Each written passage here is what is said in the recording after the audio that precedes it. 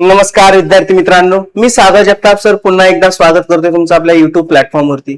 विद्यार्थी मित्रांनो, आपल्याला माहिती आहे दिवसेंदिवस मराठी शाळांचं कमी होत असलेलं प्रमाण आणि खाजगीकरणाचा वाढता प्रादुर्भाव त्या संदर्भातल्या समस्या आपल्याला वरचेवर जाणवतच आहेत।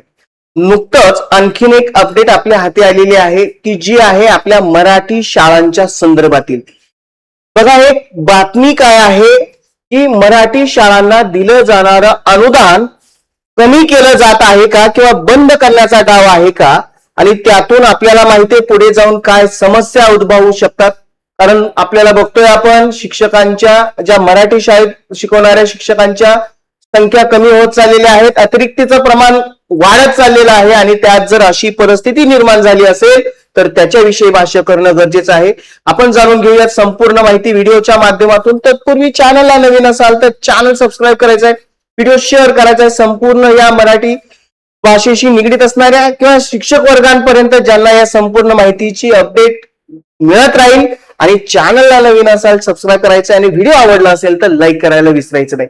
तत्पूर्वी विद्यार्थी मित्रांनो, आपल्याला माहिती आहे नुकतीच आपण 21 जून पासून टीईटी परीक्षेला सामोरे जात आहोत आणि या टीईटीच्या परिपूर्ण तयारीसाठी खुद्द स्वतः बाळासाहेब शिंदे सरांच्या मार्गदर्शनाखाली सुरू झालेली अत्यंत दर्जेदार अशी बॅच महागुरु 1.0 बॅच आणि रुजू असणारे सेवेत असणारे शिक्षक वर्ग की ज्यांना टीईटी अनिवार्य केलेली आहे त्यांची सेवा अबाधित ठेवण्यासाठी आणि पदोन्नतीसाठी त्यांच्यासाठी गुरुवर्य 1.0 बॅच। संपूर्ण बॅचची वैशिष्ट्य स्क्रीनवरती आहेत। यामध्ये बाळासाहेब शिंदे सरांचं मार्गदर्शन, परिपूर्ण अशी तयारी, हमखास मार्क पाडण्याची गॅरंटी आणि त्यांच्या समेत महाराष्ट्रातील दर्जेदार टीम तुम्हाला मार्गदर्शक म्हणून लाभत आहे।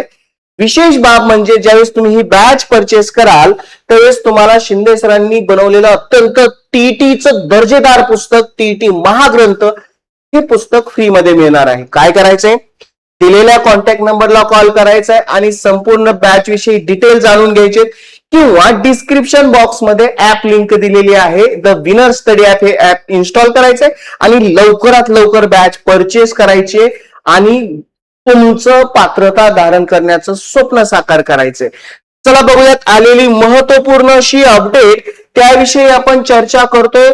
कालच्याच वृत्तपत्रातील प्रसिद्ध झालेली ही बातमी आहे, पुढारी वृत्तपत्रामधून घेतलेली ही बातमी। माहिती काय आहे तर अनुदाना आडून शाळा बंदचा डाव तर घातला जात नाहीये का, आणि त्याच्याच या निर्णयाच्या विरोधात मराठी अभ्यास केंद्र आक्रमक झालेलं आहे आणि त्याविषयी आपण पाहतो आहोत। काय आहे संपूर्ण माहिती बघा। राज्यातील जवळजवळ 324 माध्यमिक शाळा आहेत, ज्यामध्ये 412 तुकड्या तसेच 505 कनिष्ठ महाविद्यालय आणि त्यातील 382 तुकड्यांच्या निकषांची पूर्तता न झाल्याच्या कारणावरून त्यांचं वेतन अनुदानासाठीची अपात्रता ठरवली जाते। त्यांना स्वयं अर्थसहाय्यित तत्वावर जाण्याची, बघा स्वयं अर्थसहाय्यित आता संस्था खूप चालू आहेत, प्रायव्हेट स्कूल खूप चालू आहेत आणि या संपूर्ण शाळांना की सध्या ते सरकारी अनुदानावरती आहेत त्यांच्या त्यांना काय केलं म्हटलं जात आहे की ती स्वयं अर्थसहाय्यित तत्वावर जाण्याचे आदेश शिक्षण विभागाच्या 2 एप्रिलच्या निर्णयाविरोधात मराठी अभ्यास केंद्राने आक्रमक भूमिका यासाठी घेतलेली आहे। हा निर्णय शाळांना जाणीवपूर्वक अनुदान बाह्य करण्याचा डाव असून तो तातडीने मागे घेण्यात यावा यासाठी राज्यव्यापी आंदोलन छेडण्याचा देखील इशारा या संघटनेने दिला गेलेला आहे। शालेय शिक्षण विभागाने राज्यातील 324 माध्यमिक शाळा, 412 तुकड्या तसेच 505 कनिष्ठ महाविद्यालय आणि त्यातील 382 तुकड्यांना वेतन अनुदानासाठी अपात्र घोषित केलेलं आहे, बरोबर। या सर्व संस्थांना 30 एप्रिल 2026 पर्यंत स्वयं अर्थसहाय्यित, बघा खूपच गंभीर प्रश्न आहे, स्वयं अर्थसहाय्यित तत्वावरती मान्यता देण्याचे आदेश दिले गेलेले आहे। या निर्णयाचा फटका कुठे कुठे बसू शकतो यावरती बघूयात, कुठे कुठे याचं प्रमाण किती आहे ते पण बघूयात। या निर्णयाचा सर्वाधिक फटका ठाणे मुंबईला अधिक बसलेला, तिथं संख्या पण दिलेत। ठाण्यामध्ये 68 आहेत, मुंबई 54, पालघर 46, रायगड 21 या जिल्ह्यात सर्वाधिक माध्यमिक शाळा अपात्र ठरलेल्या आहेत। त्या खालोखाल मग पुणे जिल्हा आहे, पुणे 26, नाशिक 19, जळगाव 17, नंदुरबार 14, सोलापूर 13 आणि धुळे 11 या जिल्ह्यातील मोठा समावेश आहे.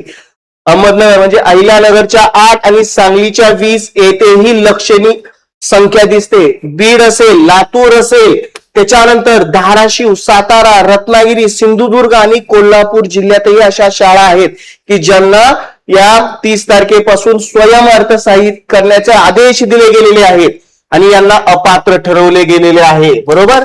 कनिष्ठ महाविद्यालयाच्या बाबतीत जर बघितलं तर बीड मध्ये 32, छत्रपती संभाजीनगर 30, नागपूर 27, पुणे 24, सातारा 24 हे जिल्हे यामध्ये या शाळा आहेत. याशिवाय कोल्हापूरमध्ये 20, परभणीत 18, सांगलीत 18, ठाण्यात 16, रत्नागिरी 15 आणि अहमदनगर म्हणजे अहिल्यानगरच्या 14 या जिल्ह्यांसाठी या शाळा आहेत आणि त्यांना देखील असा फटका बसू शकतो. या सद्यस्थितीत लाखो विद्यार्थी सध्या शिक्षण घेत आहेत. सर स्वयं अर्थसहाय्यित झाली तर काय परिणाम भोगावे लागतील बघतोय आपण. सध्या परिस्थितीत मराठी शाळेची चाललेली दुर्दशा आपण बघतच आहोत. आता यामध्ये हायलाइट करण्याजोगी गोष्ट म्हणजे मराठी शाळांनाच लक्ष केलं गेलेलं आहे. शिक्षण क्षेत्रातील जबाबदारीपासून दूर जात असून सरकारी शाळांचे खाजगीकरण करण्याचा प्रयत्न सुरू आहे. इतर देशात शाळांचे सरकारीकरण होत असताना बरोबर महाराष्ट्रात उलट धोरण राबवलं जात असल्याची ही परिस्थिती आहे आणि तशी टीका देखील करण्यात आली आहे. मराठी शाळा बंद होऊ नयेत यासाठी स्वतंत्र मराठी शाळा संरक्षण कायदा अत्यंत महत्वाचा मुद्दा आहे. मराठी शाळा संरक्षण कायदा लागू करण्याची मागणी देखील केलेली आहे. कालच्याच व्हिडिओच्या माध्यमातून तुम्हाला एक माहिती दिली गेलेली आहे की जवळजवळ 19,000पेक्षा जास्त शाळा यामध्ये 20 पेक्षा कमी पट झालेला आहे. 30,000पेक्षा जास्त अतिरिक्त शिक्षकांचं संख्या होऊ शकते अशी भयानक परिस्थिती आहे आणि त्यातली त्यात बघतोय आपण अतिरिक्त शिक्षकांचं समायोजन असेल, एक मराठी शाळेची खालावत चाललेली परिस्थिती आणि यात जर अशी जर परिस्थिती निर्माण झाली त्यांना जर स्वयं अर्थसहाय्यित केल्या गेल्या तर पुढे जाऊन काय मोठा दुष्परिणाम आपल्याला भोगावा लागेल ही सर्वश्रुत परिस्थिती आहे. माहिती शेअर जरूर करा आणि याविषयीची सगळ्यांकडून दखल घेणं गरजेचं आहे. शेअर कराच आणि माहिती आवडली असेल लाईक करा आणि चॅनलला नवीन असाल तर चॅनल सबस्क्राईब करायला विसरू नका. चला विद्यार्थी मित्रांनो, मी सागर जगताप सर थांबतोय इथं. पुन्हा भेटू अशाच महत्वपूर्ण updates. Good bye and take care.